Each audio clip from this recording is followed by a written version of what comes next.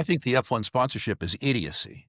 I think the financial public relations spend is insane.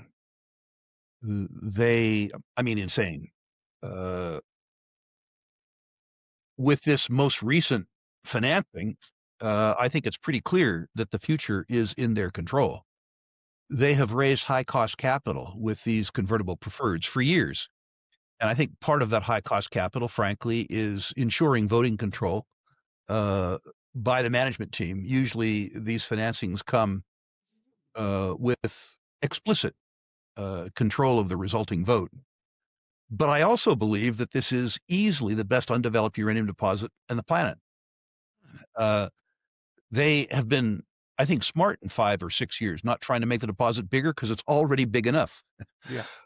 But the exploration upside around this deposit is monstrous. Yeah. Um, I own Nexgen, despite the fact that I think they flat out waste 5, 6, $10 million a year. I own it because it isn't very often that you have the ability in public markets to own the single best undeveloped asset in the planet in any given commodity. I also own it because of the change in structure in the uranium business, which is to say the advent of the term market. 15 years ago, NextGen would not have been able to build this deposit because they would not have been able to attract the financing.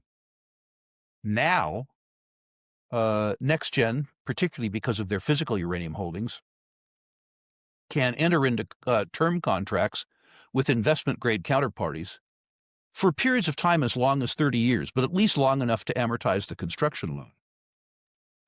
And they can enter into these contracts with people like uh, Tokyo Electric, China General Nuclear, Duke Power, Southern companies, real takers. And they can literally take these contracts to the bank, which means that NextGen might sell the deposit, but they don't need to sell the deposit. The fact that they don't need to sell the deposit lends competitive tension to the takeover process. One could say, with Canadian politics the way they are, that NextGen 10 years ago would have had to sell to Cameco because the Canadian government would not have allowed the deposit to be sold to foreign buyers.